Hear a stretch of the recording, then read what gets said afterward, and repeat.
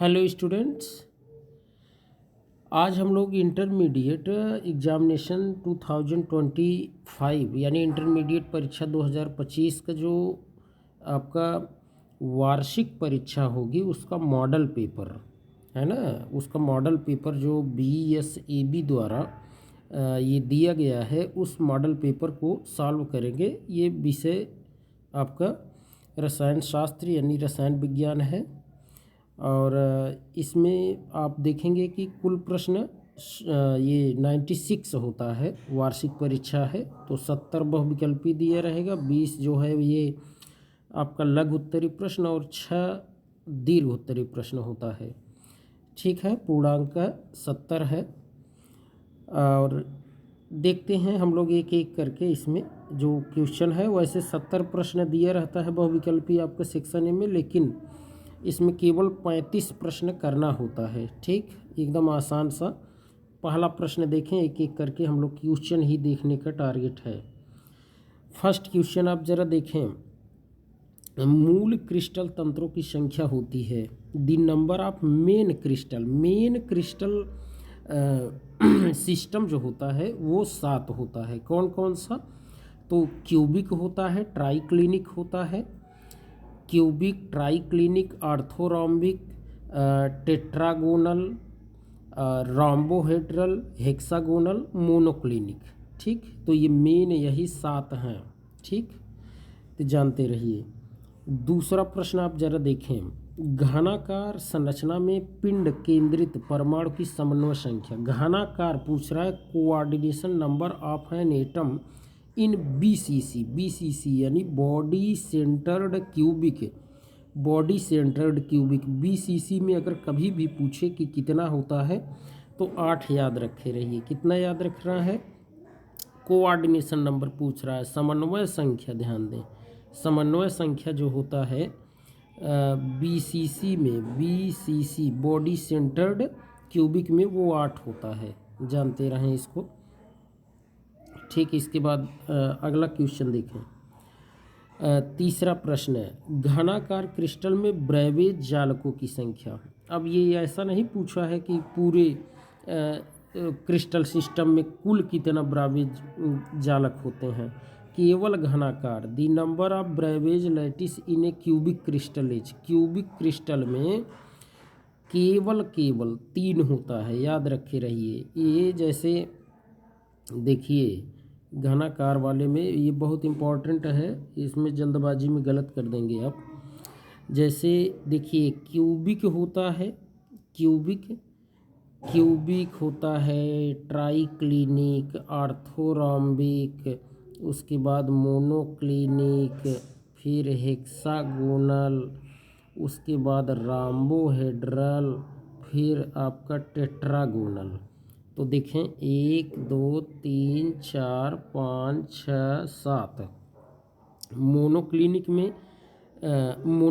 में कुल 2 बनता है। कितना बनता है? 2। और ट्राइक्लिनिक में अगर कभी पूछा जाए तो ट्राइक्लिनिक में 1 बनता है। आर्थोरोम्बिक में 4, सबसे ज़्यादा 4 इसी में बनता है। अब देखिए क्यूबिक में 3, क्यूबिक पहला वाला क्यूबिक है ना, पहला वाला क्या है? क्यूबिक है, पहला वाला क्यूबिक है। और मोनोक्लिनिक तो यहाँ है, तो मोनोक्लिनिक का तो 2 बनेगा। ठीक, हेक्सागोनल में 1 बनता है, रोम्बोहेड्रल में भी 1 ही बनेगा। ठीक, और टेट्रागोनल में 2 बनेगा। यही जोड़ते हैं आप तो 3 3 1 4 4 8 2 10 1 11 1 12 और 2 14, टोटल 14 हो जाता है। तो यहाँ क्यूबिक का पूछा है, क्यूबिक में 3 ही बनेगा। कितने बनेंगे? 3। तो याद रखे रहिए, Bravais lattice in crystal system cubic crystal is 3 होगा। ठीक, अगला क्वेश्चन देखें। चौथा प्रश्न है, सदृश परमाणु वाले एक फलक केंद्रित घनाकार इकाई सेल में चतुष्फलक रिक्तियों की संख्या होती है। कभी भी चतुष्फलक अगर पूछ रहा है कि रिक्ति कितना होगी, तो पहले तो आप परमाणु की संख्या गुणे 2 कर दीजिए। अब परमाणु की संख्या कितनी होती है, तो परमाणु की संख्या यहाँ पूछ रहा है ना, किसके लिए पूछ रहा है, एफसीसी में 4 होता है, आप जानते ही हैं। परमाणु की संख्या 4 होता है और 4 दूनी 8 आ जाएगा, तो इसका तो 8 हो जाएगा। कितना हो जाएगा, 8। वाइड पूछ रहा है ना, the number of tetrahedral voids in a face centred cubic unit cell having identical atom is 8 होगा। निम्नलिखित में से किसका हिमांक अवनमन अधिकतम होगा, जिसमें आयन ज़्यादा हो। Na+Cl- में 2 ही होगा। ये ग्लूकोस आयनित नहीं होगा, यूरिया भी नहीं। इसमें 2K+ और SO4 इसमें 3 होगा। तो इस तरीके से ये ए वाला ऑप्शन सही हो जाएगा। ठीक, अगला देखिए, निम्नलिखित में कौन विलयन के अणुसंख्य गुणधर्म का उदाहरण है। विलयन का अणुसंख्य गुणधर्म क्वथनांक में उन्नयन, ये आपका सी वाला ऑप्शन सही होगा और इसमें एक भी नहीं है। ठीक, अगर 18 ग्राम ग्लूकोस जो है किसी विलायक के 1000 ग्राम में उपस्थित है, तो विलयन का मूल अलता आपको पता है, मूलों की संख्या। विलयन में उपस्थित विलेय का मूलों की संख्या कैसे निकालेंगे। 18 ग्राम ग्लूकोज दिया है तो 18/180 और फिर पूरे के बटे 1000 ग्राम मतलब 1 किलोग्राम, केजी में रखना होता है ना विलायक का द्रव्यमान। तो यहीं से काटेंगे तो ये आपका 1/10 होगा। 1/10 मतलब ये 1 से डिवाइड करेंगे उतना ही आएगा, तो 0.1 आ जाएगा इसका। तो सी ऑप्शन सी। 1 फैराडे बराबर होता है, तो ये 96,500 कूलम के बराबर होता है। ठीक है, आसान सा। जलीय घोल में एक अणु के द्वारा कितने आयन प्राप्त होते हैं। अब यहाँ तो ऐसे ही देख लीजिए, 4K+ हो जाएगा, 4K+ हो जाएगा और पूरा इसके ऊपर 4 माइनस इसके ऊपर देखें, ये यानी मिला जुला के अगर आप चेक करें तो ये एक आयन ये और 4 1 5, तो 5 हो जाएगा। कितने आयन बनेंगे, 5 आयन। 10वां प्रश्न आप जरा देखें, 0.1 N मतलब नॉर्मल या नॉर्मलता। CH3COOH एस्टिक एसिड घोल का तुल्यांकी चालकत्व 25 डिग्री सेल्सियस पर 80 एवं अनंत तन्यता पर 400 प्रति ओम सेंटीमीटर स्क्वायर प्रति इक्विवेलेंट है, तो एस्टिक एसिड का विखंडन का अंश है। अब इसके लिए तो सिंपल है, बस वही आप इसका ये निकालिए। इसका देखिए क्या पूछ रहा है, अनंत तन्यता पर इतना दिया गया है तो इस विखंडन का अंश निकालना है। तो इसकी क्वांटिटी निकालेंगे जब, तो यही जो मात्रा दी गई है आपका 25 डिग्री सेल्सियस पर 80 दिया गया है, तो इसकी क्वांटिटी अगर निकाल रहे हैं अल्फ़ा इज इक्वल टू, तो ये आपका तुल्यांकी चालकत्व और साथ में ये अनंत तन्यता पर ये जो दिए गया है 400 दिया गया है ना, तो ये आपका 80/400 करेंगे तो 0 0 से कट जाएगा।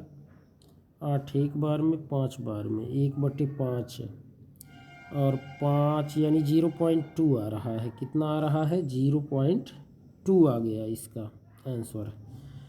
ठीक, और यहाँ 11 नंबर का प्रश्न आप ज़रा देखें, CU ZN AG और FE के मानक अवकरण विभव का क्रम।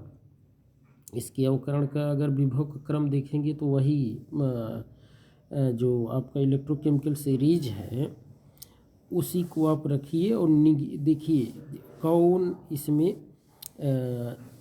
सबसे ज़्यादा है। तो जिंक जो है, जिंक आप चेक करेंगे, वो जो हमने ट्रिकी वीडियोज़ डाला है उसमें जाकर देखिए। लेके बांसुरी का नाम मुझे अलमिया जी क्रोफे सीडी को नहीं सुना पर हम गाए चप्पा चप्पा वाले में, ये वह जो ट्रिक है इसमें आपको मिल जाएगा कि जेडेयन का मानक अवकरण विभव जो है वो जेडेयन का आप चेक करेंगे, मानक अवकरण विभव चेक करिएगा तो वहाँ देखने को मिलेगा एक क्रम जिंक जो होता है ज़्यादा क्रियाशील, निगेटिव वैल्यू इसकी अधिक आएगी। इसके बाद आयरन मिलेगा, आयरन के बाद आपको कॉपर मिलेगा, इसके बाद एजी आएगा। ये है क्रियाशीलता का क्रम, क्रियाशीलता का क्रम। लेकिन इसी का उल्टा आप चेक करेंगे तो ज़्यादा अगर वैल्यू पॉजिटिव में देखोगे तो एजी क्या आएगा, फिर सीयू, फिर एफई, फिर जेडेएन, मतलब ऑप्शन बी मिलेगा। 12वां प्रश्न आप जरा देखें, निम्नलिखित में कौन द्वितीयक सेल है। द्वितीयक सेल जानते ही हैं क्या क्या होता है। जैसे द्वितीयक सेल में आपका लाइक्लांस नहीं आएगा, लेड स्टोरेज मिलेगा, या फिर इसी में अगर दिया होता जैसे निकल कैडमियम सेल, तो ये सब आपका द्वितीयक में मतलब जिसको पुनः हम चार्ज कर सकें, अर्थात रिचार्ज कर सकें, जैसे मोबाइल का बैटरी आपका है, ये द्वितीयक में आ जाएगा। 13 नंबर का प्रश्न आप देखें, ए बी और सी तत्वों का मानक अपचयन विभव का मान क्रमशः प्लस 0.68 वोल्ट दिया, फिर माइनस में 2.50 दिया है, तो ये सबसे ज़्यादा माइनस में है। उसके बाद ये आ रहा है, यानी बी सी, फिर ए आ रहा है, तो बी सी ए, यहाँ पर अपचयन शक्ति पूछा है उसका क्रम, तो बी सी ए ही होगा। ठीक है। 14 नंबर का प्रश्न आप जरा देखें, किस कूट की अभिक्रिया के लिए अभिक्रिया के वेग एवं वेग स्थिरांक का इकाई समान होती है। तो ये तो एकदम आसान सा शून्य कोट के लिए होता है। शून्य कोट और शून्य कोट के क्या होता है तो सभी को पता है, मोल पर लीटर होता है और पर सेकंड, मोल पर लीटर पर सेकंड। कैसे निकालेंगे, इसके लिए फार्मूला होता है, जैसे मोल पर लीटर, ये इसको ब्रैकेट में रखिए, ब्रैकेट में, और 1 माइनस एन और इंटू सेकंड इनवर्स, जिसका निकालना हो। जैसे आप यहीं पर रख दीजिए जीरो रख दीजिए, जीरो रखिए तो वो शून्य कोट क्या आएगा। अगर प्रथम कोट की निकालना है तो एन के स्थान पे 1 रखिए, द्वितीय कोट की निकालना है अगर उसका वेग स्थिरांक तो आप यहाँ पर 2 रखिए। जो भी जिसका भी वेग स्थिरांक का इकाई निकालना है एन, वही आप बदलते रहिए। शून्य कोट के लिए 0 रखिए, प्रथम कोट के लिए 1 रखिए, द्वितीय कोट के लिए 2 रखिए। 15 नंबर का प्रश्न आप जरा देखें, प्रथम कोट की अभिक्रियक वेग स्थिरांक की इकाई, अभी प्रथम कोट के अगर निकालना ही है तो आप वही अभी रख करके निकाल सकते हैं। जैसे मोल पर लीटर आप यहाँ रखेंगे 1 minus N into second inverse. ठीक है। अगर यहाँ आप 1 रख देंगे तो एक में से एक गया 0, और किसी का पावर 0 होगा तो वो 1 हो जाएगा, तो 1 गुणे आप सेकंड इनवर्स करेंगे तो सेकंड इनवर्स ही आएगा। तो सेकंड इनवर्स यानी कि समय इनवर्स भी आप कह सकते हैं उसी को। ठीक, ये प्रथम कोट के लिए हो गया आपका वेग स्थिरांक की इकाई। 16 नंबर का प्रश्न आप जरा देखें, अभिक्रिया ए से बी के लिए अभिक्रिया के वेग का निरूपण। देखिए ए से बी, तो ए घटता है बी बढ़ता है, तो आप कह सकते हैं minus D concentration of A upon D T. ये अगर है तो ये तो सही है, सी ऑप्शन। अच्छा, अगर कहीं दिया होता या तो पॉजिटिव में D concentration of B upon D T, तब भी सही रहता। तो लेकिन यहाँ पर देखिए निगेटिव में दे दिया है, इसलिए यहाँ पॉजिटिव होना चाहिए, तो ये सही हो जाता। इस तरीके से आप निकाल सकते हैं, आसान है। 17 नंबर का क्वेश्चन देखिए, निम्नलिखित में कौन सा कारक अभिक्रिया की दर को प्रभावित करता है। तो अभिक्रिया की दर को आपको देखने को मिलेगा, जैसे ताप हुआ, है ना, ताप हुआ, ये अभिकारक प्रकृति हुई, उत्प्रेरक हुआ, ये सब प्रभावित करता है। क्या क्या? एक तो आपका जैसे नेचर ऑफ रिएक्टेंट, अभिकारक प्रकृति, उत्प्रेरक और ताप, यही हैं जो अभिक्रिया की दर को प्रभावित करते हैं, याद रखे रहना है। एंजाइम है, एंजाइम आपको पता है एक प्रोटीन होता है एंजाइम, और ये निम्नलिखित में कौन टिंडल प्रभाव दिखाएगा। तो या तो कोलाइडी विलयन है वो दिखाएगा, या फिर इसमें सॉल है जो ये दिखाएगा, सभी नहीं दिखाएंगे। ठीक। दूध निम्नलिखित में से किसका उदाहरण है। तो दूध बहुत पहले से ही आप प्राचीन काल से पढ़ते आ रहे हैं कि यह एक प्रकार का क्या है, पायस है ना। दो द्रव होते हैं, वो आपस में मिलाने पर उसमें से एक है जो वो मिश्रित नहीं होता, मतलब दोनों एक दूसरे में मिश्रित नहीं होंगे। गर्म करने पर एक देखिए वो अलग से उसका एक लेयर बन जाता है। भौतिक अधिशोषण में लगभग कितनी ऊर्जा उत्सर्जित होती है। तो ये 20 से 40 किलो जूल पर मोल, याद रखे रहना है इसको, भौतिक अधिशोषण में कि 20 से 40 किलो जूल प्रति मोल जो होती है, इतनी ऊर्जा निकलती है। फास्फोरस पेंटाऑक्साइड, फास्फोरस पेंटाऑक्साइड यानी P2O5 की बात हो रही है। P2O5 यह क्या है। तो यह एक एडजॉर्बेंट है। क्या है? अधिशोषक है। अधिशोषक जिसे आप एडजॉर्बेंट कहते हैं, या इसी को डिहाइड्रेटिंग एजेंट कह सकते हैं। ये 100 डिग्री सेल्सियस से कम पर डिहाइड्रेट करता है, मतलब वाटर को बाहर निकाल देता है, तो उसका कार्य करता है। हेमेटाइट से लोहा प्राप्त करने में चूना पत्थर का उपयोग किस रूप में किया जाता है। चूना पत्थर जो होता है यह द्रव के रूप में यानी फ्लक्स के रूप में कार्य करता है, लेकिन यह धातुमल बनाता है, लेकिन कार्य करता है, पूछा है ना किस रूप में ये कार्य करता है। तो ये फ्लक्स के रूप में यानी द्रवक के रूप में ये कार्य करता है, इसको याद रखे रहना है। ठीक है। निम्नलिखित में कौन धातु साइनाइड विधि द्वारा प्राप्त किया जाता है। तो धातु साइनाइड विधि द्वारा सिल्वर प्राप्त करते हैं। क्या प्राप्त करेंगे? सिल्वर हुआ, गोल्ड हुआ, इसको हम लोग प्राप्त करते हैं। तो याद रखे रहिए, यही चांदी धातु साइनाइड विधि द्वारा प्राप्त करते हैं। गैलेना, गैलेना आप जानते हैं क्या है, PbS है ना, PbS ये लेड सेकंड सल्फाइड जिसे आप कहते हैं, किस धातु का अयस्क है। तो ये लेड का है। फार्मूला याद रहेगा तो वैसे ही पता कर लेंगे। 26 नंबर का प्रश्न आप ज़रा देखें, सल्फाइड अयस्क का सांद्रण किया जाता है। सल्फाइड अयस्क का सांद्रण फ्रोथ फ्लोटेशन प्रोसेस द्वारा यानी कि फेन उत्प्लावन विधि द्वारा किया जाता है। फ्रोथ फ्लोटेशन प्रोसेस द्वारा किया जाता है। क्लोरीन अमोनिया की अधिकता में अभिक्रिया करके बनाता है। याद रखिए, अगर क्लोरीन है, क्लोरीन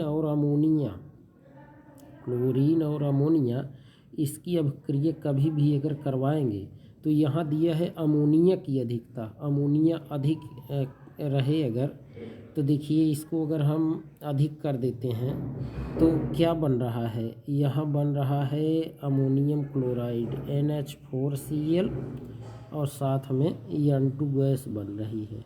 ठीक, संतुलित कर देंगे तो ये बनेगा। लेकिन अगर यहीं कभी अगर क्लोरीन अधिक कर दें, क्लोरीन अधिक कर देंगे, तब वहाँ पर क्या बनेगा, विस्फोटक पदार्थ बनेगा, है ना, NCl3 बनेगा। याद रखे रहना है, NCl3 विस्फोटक पदार्थ बनने लगता है। तो इसका जो ऑप्शन होगा वो C ऑप्शन होगा, इसको याद रखे रहिए। अगर अमोनिया अधिक है तो N2 + NH4Cl बनेगा। अगर क्लोरीन अधिक होगी तो विस्फोटक पदार्थ NCl3 बनेगा। 28 नंबर का प्रश्न देखिए, निम्न में से किसमें P आप जानते हैं, नाइट्रोजन, बोरान, ये सब तो दूसरे ही आवर्त में है। तीसरे वाले में आप चेक करेंगे तो SO3 यानी कि ये SO3 सल्फाइड आयन, SO3 2- इसमें P पाई D पाई बॉन्ड होता है। वर्ग 16 के तत्व को क्या कहा जाता है? एकदम आसान सा है, जैसे आप इसको तो याद ही किए होंगे। 13, 14, 15, 16, 17 और 18। तो 13 में आप boron, carbon, nitrogen, oxygen, fluorine और यहाँ हीलियम से शुरू होता है। तो इसको तो हाइलोजन कहते हैं, इसको कहते हैं हम लोग ये आपका कैल्कोजन या कहीं चाल्कोजन भी पढ़ते हैं। तो 16 वाले को चाल्कोजन ही हम लोग पढ़ लेंगे और इसको निकोजन कहते हैं। ठीक है, निकोजन। 15 वाले को निकोजन, इसको चाल्कोजन, हाइलोजन और ये अक्रिय या उत्कृष्ट गैस है। तो 16 वाला पूछा है तो यहाँ चाल्कोजन या कैल्कोजन कहते हैं। ये चाल्कोजन पढ़िए या कैल्कोजन आप पढ़ लीजिए। 30 नंबर का प्रश्न, प्रथम संक्रमण श्रेणी में उच्चतम ऑक्सीकरण अवस्था बीच में जो होगा मैग्नीज होता है, +7 तक दिखाता है ऑक्सीकरण अवस्था। ठीक, इसको याद रखे रहिए। 31 नंबर का प्रश्न, निम्नलिखित में से किस तत्व में 4F ऊर्जा स्तर क्रमिक रूप से बढ़ता है? 4F की बात हो रही है तो लैंथेनाइड, 5F होता तो एक्टिनाइड। तो लैंथेनाइड ये जो है यही भरता है क्रमिक रूप में। 32 नंबर का क्वेश्चन देखें, K3, ये इसमें समन्वय संख्या पूछ रहा है। तो C2O4, ये देखिए इस स्फीयर को देखा करिए, कोऑर्डिनेशन स्फीयर। C2O4 2- जो है 2- दिया है तो यानी कि दो लोन पेयर डोनेट करेगा एक आयन। तो 3 3 दूनी 6, कितना हो जाएगा समन्वय संख्या? 6 याद रखे रहिए। निम्नलिखित में कौन अनुचुंबकीय है? अनुचुंबकीय कह रहा है। तो अनुचुंबकीय के लिए आपको सबसे पहले तो ऐसे कुछ कॉमन सी बात है, आप याद रखे रहे। अनुचुंबकीय में अयुग्मित इलेक्ट्रॉन होने चाहिए। क्या होने चाहिए? अयुग्मित इलेक्ट्रॉन, अयुग्मित इलेक्ट्रॉन। अब यहाँ पर आप चेक करें, यहाँ पर अगर आप ध्यान से देखें तो निकिल का अगर इलेक्ट्रॉनिक विन्यास हम करते हैं तो लास्ट में 3D8 आता है। निकिल वो भी हर जगह 2+ है, निकिल 2+। निकिल 2+ में देखिए 3D8 आएगा और उसके पहले जो होगा वो 4s0 हो जाएगा, या बाद में भी लिख सकते हो 4s0। तो इसको इसमें अगर आप चेक करेंगे तो देखिए जो स्ट्रांग लिगैंड है, स्ट्रांग लिगैंड ये है, स्ट्रांग लिगैंड पेयरिंग करवा देगा, लेकिन क्लोरीन जो है ये वीक फील्ड लिगैंड है तो 2 अनपेयर्ड रह ही जाएगा। तो इस तरीके से C ऑप्शन जो है इसका सही हो जाएगा। ठीक, अयुग्मित इलेक्ट्रॉन 2 इसमें पाए जाएंगे तो अनुचुंबकीय होगा। 34 नंबर का प्रश्न आप जरा देखें। 34 नंबर, निम्नलिखित में कौन ऑक्सीकारक एवं अवकारक दोनों की तरह व्यवहार करता है? तो देखिए H2S में सल्फर का -2 होगा सबसे कम, और यहाँ पर +6 होगा सबसे ज़्यादा ऑक्सीडेशन नंबर। यहाँ भी SO3 में सल्फर का +6 ऑक्सीडेशन नंबर। सबसे कम या सबसे ज़्यादा वाला, सबसे कम वाला तो उससे कम हो नहीं सकता, लेकिन ये C में देखें इसका +4 है, ये कम भी हो सकता है -2 और ज़्यादा भी हो सकता है। अभी ऑक्सीडेशन नंबर इसका +6 भी। तो ये जब घटेगा तो अपचयन होगा, तो इसको हम लोग क्या कहेंगे? ऑक्सीकारक कहेंगे। ठीक है, और जब बढ़ेगा तो ऑक्सीकरण होगा तो अपचायक भी कहेंगे। तो ये दोनों का काम करेगा, ऑक्सीकारक अपचायक का। SO2 सही होगा इसका, SO2। ठीक, 35 नंबर का प्रश्न आप देखें, निम्नलिखित में कौन रंगीन होता है? देखिए रंगीन तो NO2 ब्राउन कलर का गैस होती है। कैसी होती है? ये ब्राउन कलर्ड गैस होती है, इसको याद रख लीजिए। निम्नलिखित में कौन आयन रंगहीन है? रंगहीन, देखिए जब कभी D में 0 रहे या D में 10 रहे तो क्या होगा? रंगहीन होगा। क्या होगा? रंगहीन होगा, रंगहीन। तो अब यहाँ अगर हम देख रहे हैं कापर में, कापर के इलेक्ट्रॉनिक विन्यास करेंगे तो आपका आर्गन तो हो ही जाता है, आर्गन 18 तक। उसके बाद आप लिखते हैं 4s1 एक्सेप्शनल है और 3d10। तो 18 एक 19, 19 10 29, 29। तो ये प्लस है तो यहाँ इसे एक निकलेगा 0 हो जाएगा। तो ये 3d10 पूरा है। डी में 10 रहे या डी में 0 तो वही रंगहीन होता है। तो ये Cu प्लस वाला ही यही रंगहीन है, याद रखे रहिए। 37 नंबर का प्रश्न, निम्नलिखित में कौन संक्रमण तत्व नहीं है?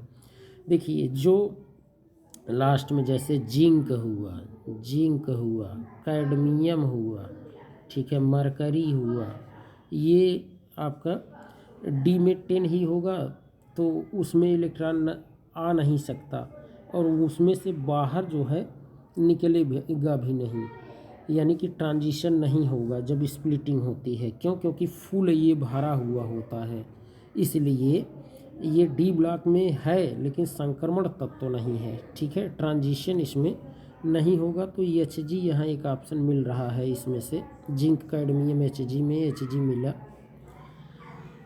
38 नंबर का प्रश्न देखिए, वर्ग 18 के तत्वों का बाह्यतम इलेक्ट्रॉनिक विन्यास। 18 वाले में तो जानते ही हैं, अष्टक पूरा हो तो 6 2 8 यानी कि NH2NP6, NH2NP6।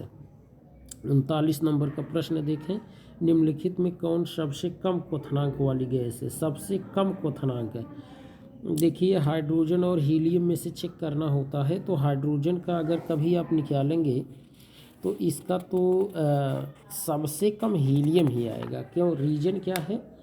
क्योंकि हाइड्रोजन का होता है ये क्वथनांक -253 डिग्री सेल्सियस, जबकि हीलियम का होता है -268 डिग्री सेल्सियस के लगभग। तो सबसे कम पूछ रहा है तो माइनस में यही सबसे कम हो रहा है, तो ये बी ऑप्शन सही हो जाएगा, ठीक। हूप की विधि द्वारा निम्नलिखित में किस धातु का शोधन करते हैं? तो एल्युमिनियम है वो धातु। हूप्स विधि द्वारा इसका शोधन किया जाता है एल्युमिनियम का। 41 नंबर का प्रश्न देखिए, निम्नलिखित में कौन सबसे ज़्यादा विद्युत ऋणात्मक है? सबको पता है ये विद्युत ऋणात्मकता, फोन याद करे रहिए, ये वाला क्रम बहुत महत्वपूर्ण है। इससे कभी हाइड्रोजन जुड़ता है तो हाइड्रोजन बंध भी बनाता है। तो फ्लोरीन है, फ्लोरीन सबसे ज़्यादा विद्युत ऋणी, फ्लोरीन याद रखे रहिएगा, ठीक। निम्नलिखित में किसका देखिए में से किसका अस्तित्व में नहीं है? तो अस्तित्व में तो ये जिनान का होता है लेकिन नियान अभी तक नहीं पाया गया, तो बी ऑप्शन हो जाएगा, ठीक। निम्नलिखित में कौन हाइड्रोजन बंध है नहीं बना था? अभी वही बात हुई थी जो फोन हमने बताया आपको। इनसे कभी हाइड्रोजन अगर जुड़े, जैसे HF, H2O, NH3 या OH यानी अल्कोहल में भी, इन सब में हाइड्रोजन बंद होगा, लेकिन HCl में नहीं होगा, ठीक है। बस यही 3 के साथ बनाता है, तो याद रखे रहिए HCl में हाइड्रोजन बंद नहीं होगा। जटिल यौगिक इतना के जलीय विलयन में आयनों की संख्या, तो 2 तो क्लोरीन बाहर है और ये पूरक कोऑर्डिनेशन वाला, तो 2 1 3 आयन बनेगा। आसान सा प्रश्न है, 3 आयन बनेगा। 45 नंबर का प्रश्न देखिए, निम्नलिखित में कौन आयोडोफार्म परीक्षण देगा? आयोडोफार्म परीक्षण याद रखे रहिए, CH3CO ग्रुप अगर कहीं हो, एक तो ये दे देगा आपको, एक ये वाला ग्रुप जरूर दे देगा, और आपको ये एथिल एल्कोहल, ये वेरी इंपॉर्टेंट, एथिल एल्कोहल, क्योंकि इसका जब आप क्लोरीन के साथ ऑक्सीडेशन करवाते हैं तो वहाँ पर ये चेंज हो करके यही CH3CHO बनाता है, तो इसलिए एक स्टेप बनने के कारण ये दे देता है, जबकि मेथिल नहीं देगा, मेथिल एल्कोहल। तो याद रखे रहिए ये ऑप्शन ए सही होगा। एल्किल हैलाइड का जलीय, एल्किल हैलाइड का जलीय KOH, एल्किल हैलाइड मतलब RX, और जलीय अगर KOH है वो भी एक्वस दिया जाएगा तो क्या होगा? ये KX बना लेगा और ROH बन जाएगा, ROH बनेगा और प्लस KX। ठीक है, तो एल्कोहल का प्रारीड़त होना कहलाता है। ये हिंदी पढ़ेंगे तो बड़ा कठिन लगेगा, ये प्रतिस्थापन अभिक्रिया है। ठीक है, प्रतिस्थापन, अगर यहीं एल्कोहलिक ले लेते तब इलिमिनेशन हो जाता, याद रखिए, तब तो एल्कीन बन जाता, लेकिन एक कोस नहीं, एक कोस दिया है, एल्कोहलिक नहीं दिया है, तो याद रखे रहिए ये क्या है, सब्स्टिट्यूशन। कौन सा रिएक्शन है, सब्स्टिट्यूशन रिएक्शन है। Secondary butyl chloride, secondary butyl chloride मतलब कि सेकेंडरी ब्यूटिल यानी दूसरे नंबर पर आप जोड़ दीजिए क्लोरीन, और ये आपका हो जाएगा, इसको हम लोग यही सेकेंडरी ब्यूटिल क्लोराइड है, IUPAC नेम लिखेंगे भी तो 2 क्लोरो ये पूरा 4 है तो ब्यूटेन है, तो 2 क्लोरो ब्यूटेन आपका ऑप्शन बी सही हो जाएगा। ठीक, 48 नंबर का क्वेश्चन आप देखें, निम्नलिखित में कौन सा विनाइल हैलाइड है। विनाइल में देखिए डबल बॉन्ड जो होता है CH2 डबल बॉन्ड CH, इसी से हाइड्रोजन जुड़ा रहता है, तो डबल बॉन्ड के ही कार्बन से आपको हाइड्रोजन चेक करना है। एलाइल अगर कहता, एलाइल तब क्या होता है, डबल बॉन्ड के कार्बन का नेक्स्ट वाले कार्बन से जब हाइड्रोजन जुड़ा रहे तब ये हो जाता है एलाइल। लेकिन विनाइल पूछा है तो डबल बॉन्ड, देखिए डबल बॉन्ड के कार्बन से यहीं जुड़ा है, तो ऑप्शन बी सही हो जाएगा। कौन सा ऑप्शन सही होगा, ऑप्शन बी इसमें सही हो जाएगा।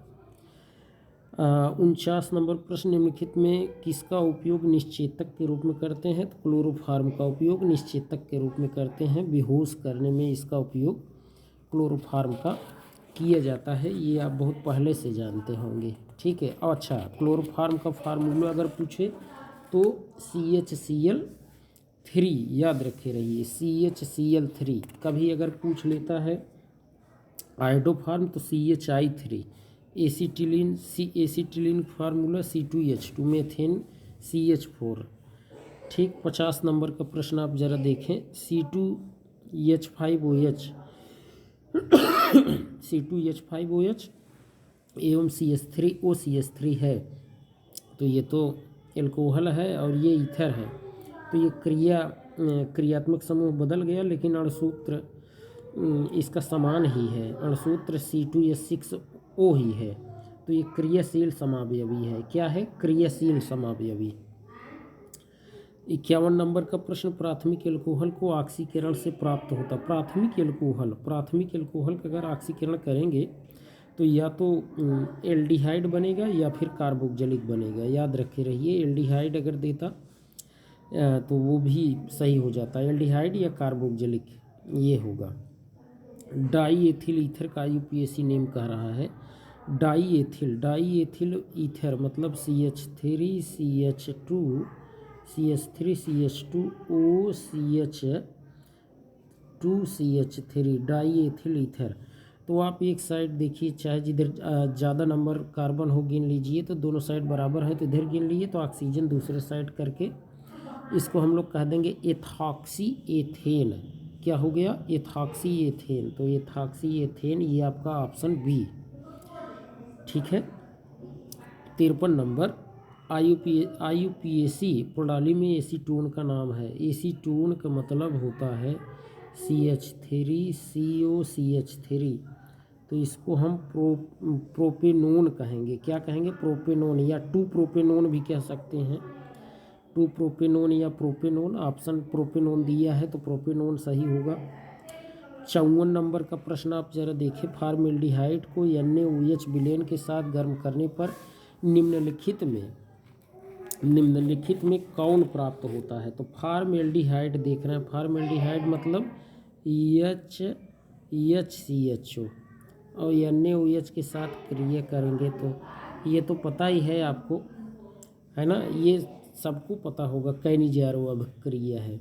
कैनिज़ारो अभिक्रिया में एक का ऑक्सीडेशन होगा और एक का रिडक्शन, तो यहाँ पर क्या बन जाएगा, CH3OH बन जाएगा, और साथ में ये बन जाएगा आपका HCOONA। ठीक है, तो हम कह सकते हैं मेथिल अल्कोहल और सोडियम फार्मेट बन जाएगा। मेथिल अल्कोहल और सोडियम फार्मेट आपका ये ऑप्शन डी में ही दिख रहा है। ठीक, 55 नंबर का प्रश्न आप ज़रा देखें।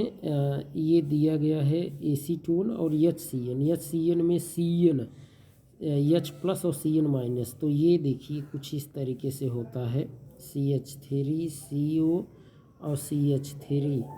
इसके साथ जब HCN क्रिया करवाएंगे तो ये तो माइनस आ जाएगा, यहाँ प्लस आ जाएगा, और ये कुछ इस तरीके से ब्रेक होगा कि यहाँ निगेटिव और यहाँ पॉजिटिव आएगा और ये सिंगल बॉन्ड में बदल जाएगा।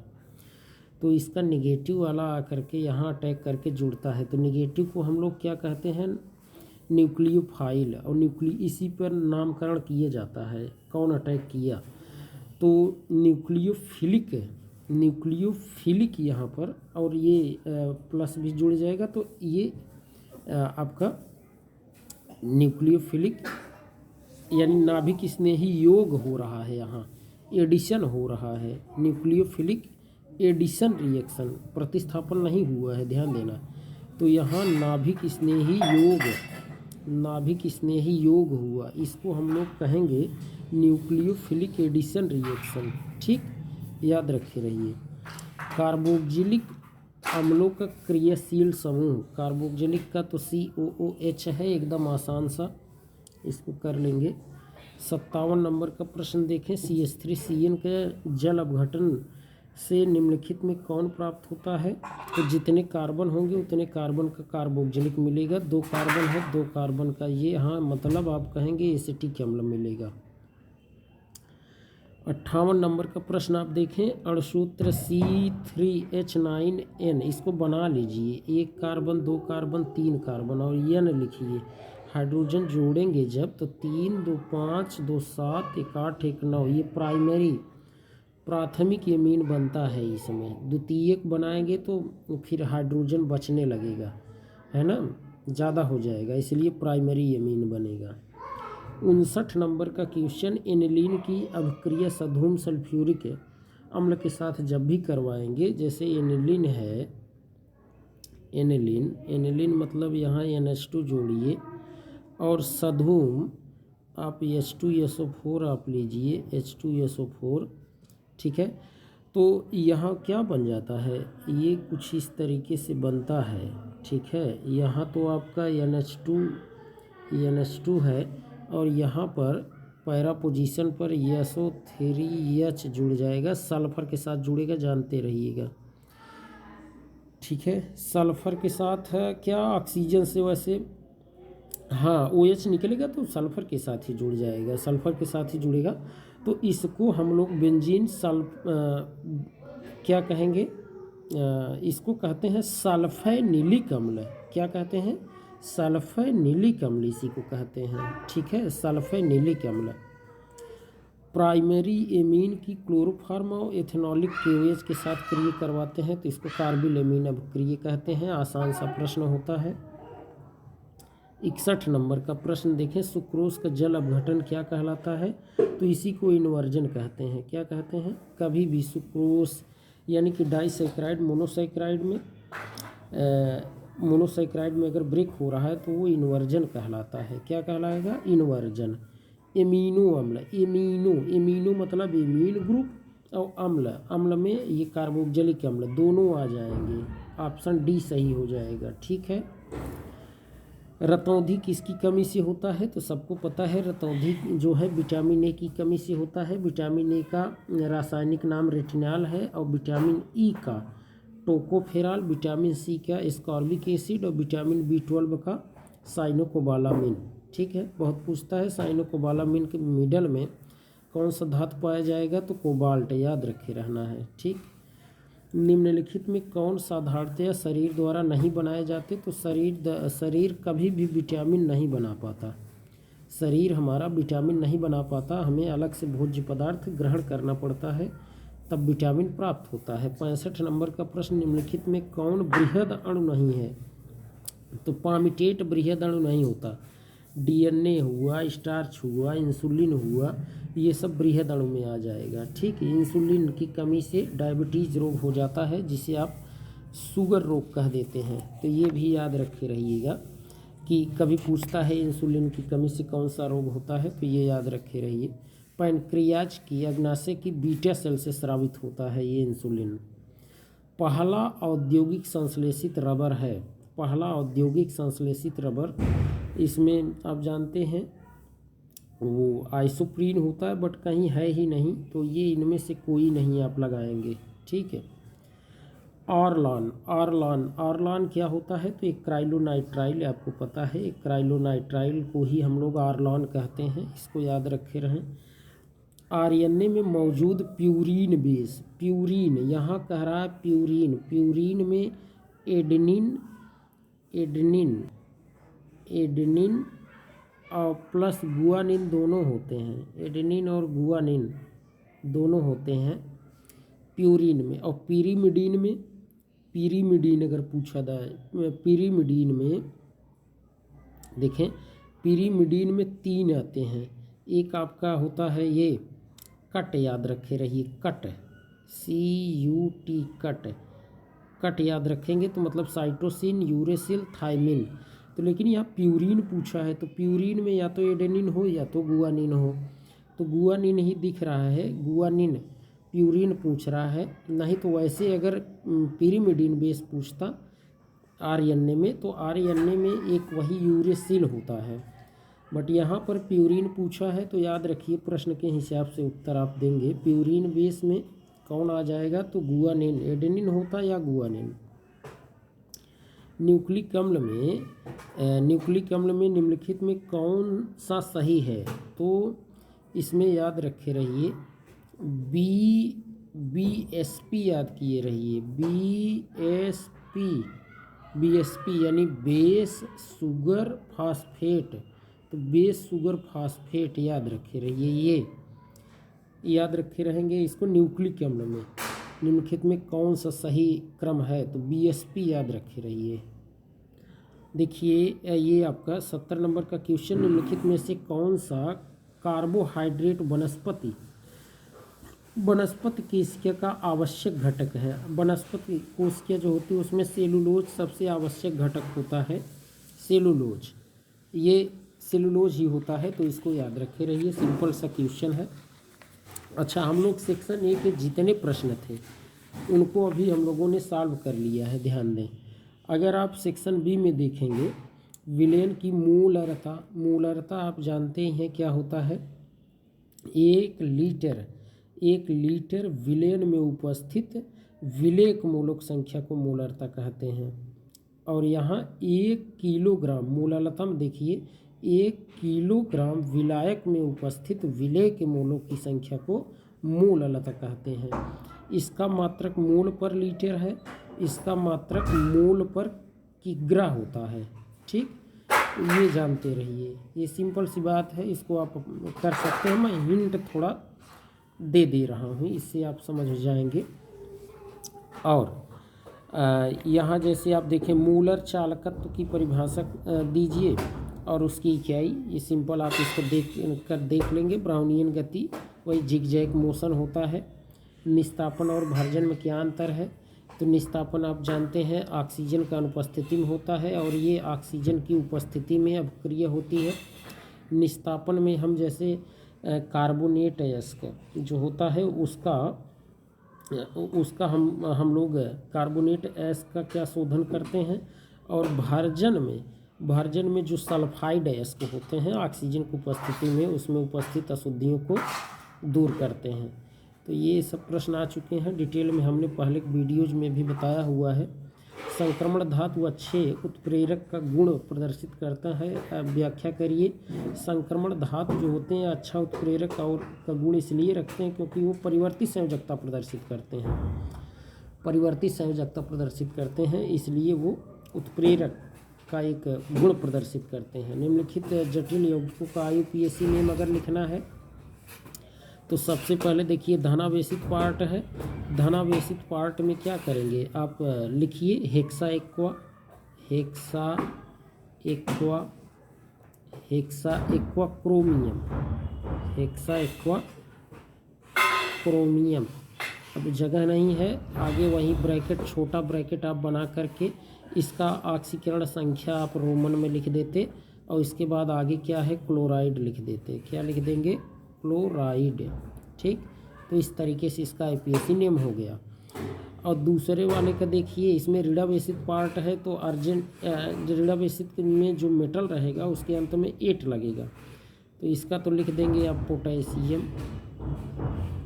पोटेशियम पोटेशियम देखिए, अब इसके बाद क्या लिखेंगे, डाईसाइनाइडो। डाईसाइनाइडो डाईसाइनाइडो और उसके बाद यहाँ आर्जेंटेट, मैं ऊपर लिख दे रहा हूँ, RAR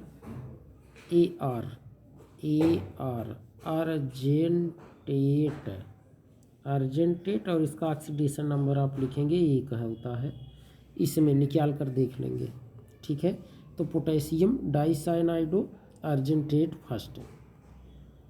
ग्रेफाइट विद्युत का सुचालक होता है जबकि हीरा नहीं होता, क्योंकि इसमें ग्रेफाइट में मुक्त इलेक्ट्रॉन पाए जाते हैं जबकि हीरा में मुक्त इलेक्ट्रॉन नहीं पाए जाते, और भी आप डिटेल में लिख लेंगे। पिंड केंद्रित घनाकार इकाई सेल क्या है, ये BCC, बॉडी सेंटर्ड। अब बॉडी सेंटर्ड में क्या होता है, कोने के अलावा भी इसमें होते हैं, जैसे आप देखेंगे ना, तो कोने पर तो होगा ही, जैसे कोने पर ये आपके तो होंगे ही, और बॉडी के सेंटर में एक होगा। ठीक है, उसी को बॉडी सेंटर्ड आप कह देंगे, एक एकदम सेंटर में होगा, तो ये BCC बॉडी सेंटर्ड हो जाएगा। ठीक, बना करके आप इसमें उपस्थित कणों की संख्या भी निकालेंगे तो 2 आ जाएगा। ठीक है, फेलिंग विलयन क्या है, अब देखिए फेलिंग विलयन पूछ रहा है, क्या है फेलिंग विलयन। 2 विलयन का मिश्रण होता है, एक तो सॉल्यूशन ए होता है, एक सॉल्यूशन ए होता है और एक सॉल्यूशन बी होता है। सॉल्यूशन ए में कॉपर सल्फेट होता है, क्या होगा, कॉपर सल्फेट का विलयन होता है जो ब्लू कलर का होता है, ब्लू कलर का। और सॉल्यूशन बी में क्या होता है, सोडियम पोटेशियम टार्टरेट होता है, सोडियम पोटेशियम टार्टरेट होता है। ठीक है, और ये रंगहीन होता है।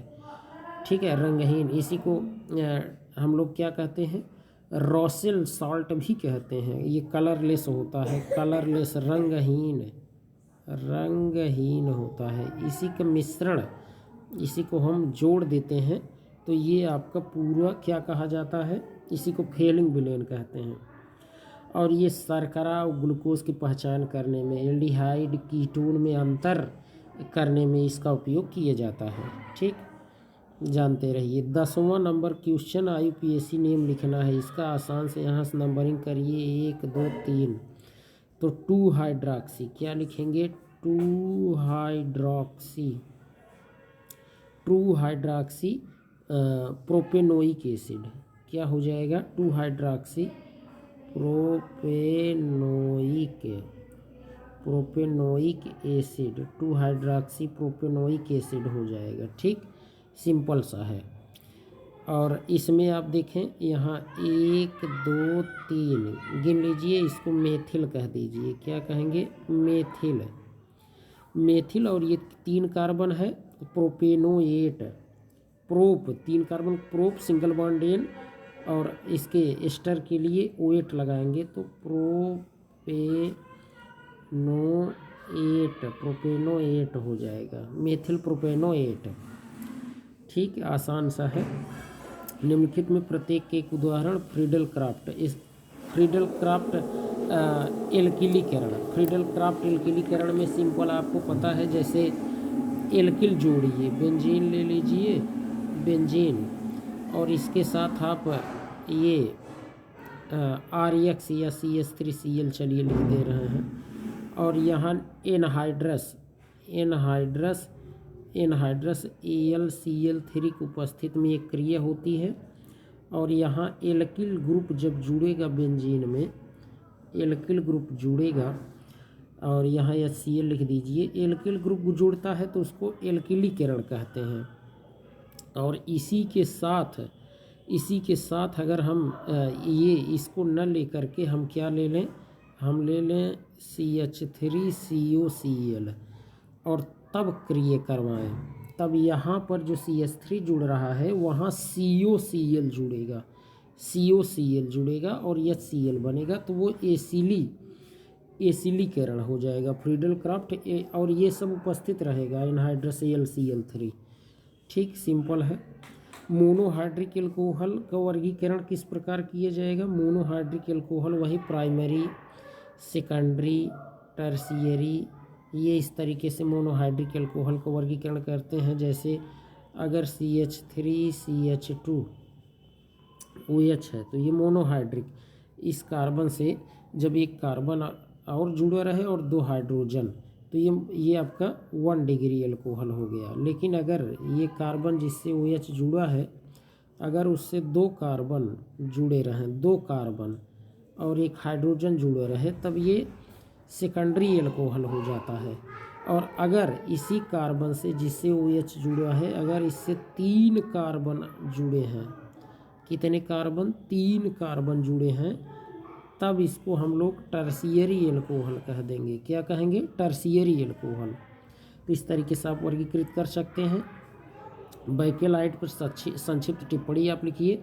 तो बैकेलाइट फिनाइल और फॉर्मेल्डिहाइड के साथ अम्ल या क्षार की उपस्थिति में इसका संघनन अभिक्रिया करवाया जाता है, तो आर्थोहाइड्रॉक्सी मेथिल फिनाइल और पैरा हाइड्रॉक्सी मेथिल फिनाइल बनता है। अगर वो एक चेन में बनता है तो उसको हम लोग नोवोलाइक कहते हैं। उसका नोवोलाइक होता है जिसका उपयोग पेंटोन बनाने में किया जाता है। और जब वही ब्रांचिंग की तरफ नोवो आर्थो और पैरा दोनों जगह जुड़ करके एक चेन बनाने लगता है तो वो बैकेलाइट हो जाता है। यह एक थर्मोसेटिंग प्लास्टिक है। बैकेलाइट हुआ, मेलामाइन हुआ, ये थर्मोसेटिंग प्लास्टिक है, याद रखे रहिए। अपमार्जक क्या है? अपमार्जक यह साबुन से थोड़ा भिन्न प्रकार का रासायनिक पदार्थ होता है और सफाई के कार्य में ये प्रयुक्त होता है। यह साबुन से अच्छा माना जाता है और ये कठोर जल के साथ भी झाग उत्पन्न करता है। ठीक है, जैसे कठोर जल के साथ भी ये क्या करता है? झाग उत्पन्न करता है। अपमार्जक के बहुत से उदाहरण हैं, जैसे आप देखते हैं sodium lauryl sulphate, paradodecyl benzene sulphonate. तो इस तरीके से ये सब आप इसके बारे में लिख सकते हैं अपमार्जक के बारे में। ठीक है, लीबरमान नाइट्रोसो अभिक्रिया, सिंपल आप इसको कर सकते हैं, फिनाइल के साथ अभिक्रिया होती है। आवश्यक और अनावश्यक अमीनो अम्ल क्या है? आवश्यक, देखिए, शरीर ऐसा अमीनो अम्ल जिसको हमारा शरीर न बना पाए, बाहर से खाद्य पदार्थ से हमें प्राप्त करना पड़े, वो आवश्यक अमीनो अम्ल होता है। और जो हमारा शरीर बना लेता है, बाहर से लेने की ज़रूरत नहीं पड़ती, वो अनावश्यक अमीनो अम्ल होता है। ये आवश्यक के लिए याद कर लीजिए, टीबी मील पथ है, ये ट्रिक है, इसको आप याद कर लीजिएगा। टीबी मील पथ, टी मतलब हो जाएगा ट्रिप्टोफैन, ठीक है, वी मतलब वाइलिन, एम मतलब मेथियोनिन, आई मतलब आइसोल्यूसिन, एल मतलब लाइसिन। लाइसिन, ध्यान दीजिए, लाइसिन हो गया और एक आपका हो जाएगा ल्यूसिन, लाइसिन ल्यूसिन। पी मतलब हो जाएगा फेनिलेलैनिन, पी मतलब फेनिलेलैनिन, और ए मतलब आर्जिनिन, याद रखे रहिए आर्जिनिन। टी मतलब ये थ्रियोनिन, पहला ट्रिप्टोफेन और ये थ्रियोनिन। और एच मतलब आप जान ही रहे हैं हिस्टिडीन। तो टीबी मील पथ, ये ऐसे भी करके याद कर सकते हैं, इसकी ट्रिक हमने ऑलरेडी डाला हुआ है। अच्छा, छद्म प्रथम कोट की अभिक्रिया क्या है? यह छद्म प्रथम कोट, यह प्रथम कोट की ही अभिक्रिया होती है। इसमें 2 अणु लेते हैं, लेकिन जैसे आप इसका एग्जाम्पल दे सकते हैं, ये एथिल एसीटेट का जल अपघटन, ये C2H5, और बहुत ज़्यादा मात्रा में जल लेते हैं, जल, तो ये ब्रेक होकर के क्या देगा? ये ब्रेक होकर के CH3COOH और C2H5OH, C2H5OH। ठीक है, जल अधिक मात्रा में लेते हैं तो ये निगलेक्ट हो जाता है, तो ये आपका प्रथम कोट की अभिक्रिया ही माना जाता है, 2 अणु होते हुए भी अभिकारक के साइड, क्योंकि अधिक मात्रा में या संख्या में ये होता है। ठीक है, बहुत अधिक मात्रा में होता है, निगलेक्ट हो जाता है, इसीलिए इसको छद्म प्रथम कोट की अभिक्रिया कहा जाता है। पृष्ठ सक्रिय कारक अगर जैसे पूछा जाए तो ये पृष्ठ सक्रिय कारक जो होते हैं ये पूरे जैसे विश्व में पाए जाते हैं, और कमर्शियली ये बहुत इम्पॉर्टेंट केमिकल होता है, और ये क्लीनिंग एजेंट साफ़ सफाई में उपयोग किया जाता है, जैसे डिटर्जेंट, लिक्विड सॉप, ये सब होता है। ठीक, अच्छा फटाफट देख लीजिए ये भी।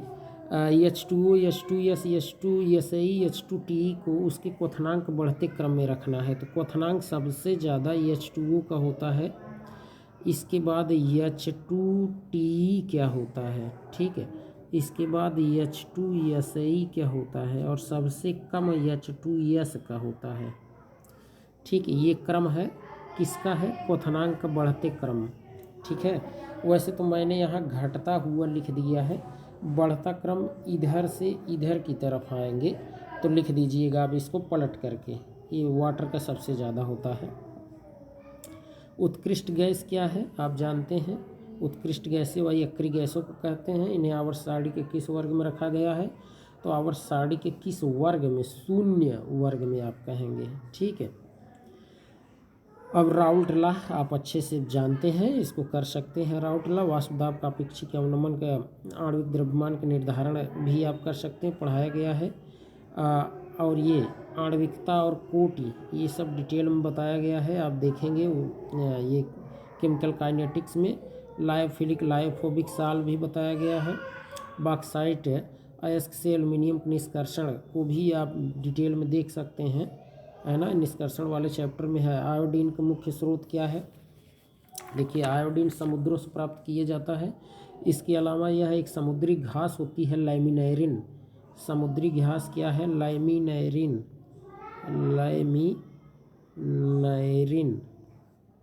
लाइमिनैरिन होती है, और इसी को जला करके राख प्राप्त करते हैं। इसको जला कर राख प्राप्त करते हैं, उसको केल्प कहते हैं। फिर जल में उस राख को या उस केल्प को घोलते हैं तो उसका रवाकरण प्राप्त करते हैं, और इसका आयोडीन वाष्प बनता है, उसका संघनन करके आयोडीन प्राप्त कर लेते हैं। ठीक, सिंपल है।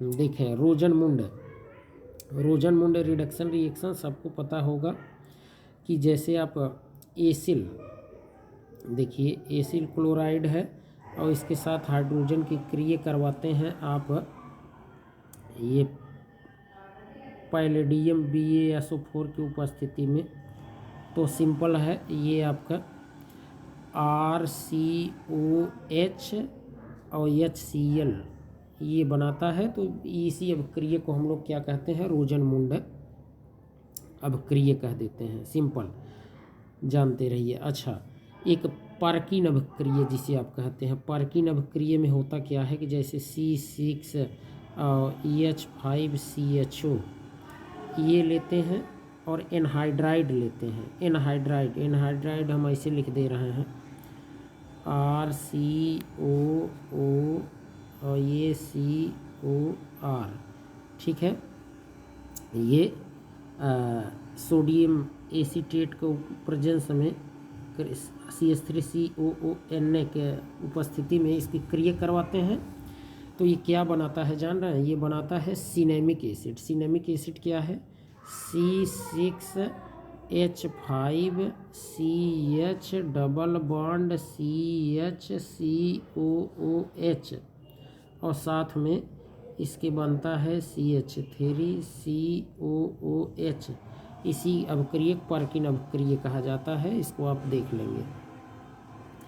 निम्नलिखित परिवर्तन कैसे किए जाते हैं, तो एसिटिलीन से आयोडोफार्म, एसिटिलीन आप जान रहे हैं C2H2 होता है, C2H2 ट्रिपल बॉन्ड होता है, और इसका अगर हम लोग ऑक्सीमर्क्यूरेशन डीमर्क्यूरेशन अगर करवा दें Hg2+ H2SO4 का उपस्थिति में, तो क्या बना लेगा, ये बना लेगा CH3CHO।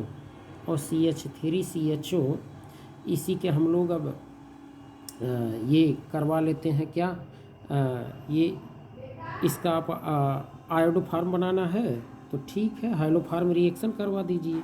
CH3CHO और प्लस आयोडीन और प्लस NaOH प्लस NaOH, बस बन गया आपका CHI3 बन गया, CHI3 और साथ में इसके NaIH2O भी बनता है। तो इस तरीके से NaIH2O भी लिख लीजिएगा। तो ये आपका देखिए आयोडोफार्म बन गया। तो इस तरीके से एसिटिलीन से आयोडोफार्म बना लेते हैं। दूसरा दिया एसिटिक अम्ल से एसीटोन। एसिटिक अम्ल से तो सिंपल है, ये तो आप क्या करेंगे, ये एसिटिक अम्ल CH3COOH को आप कैल्शियम हाइड्रोक्साइड के साथ गर्म करिए, कैल्शियम हाइड्रोक्साइड के साथ गर्म करिए, इसको बैलेंस कर लीजिए।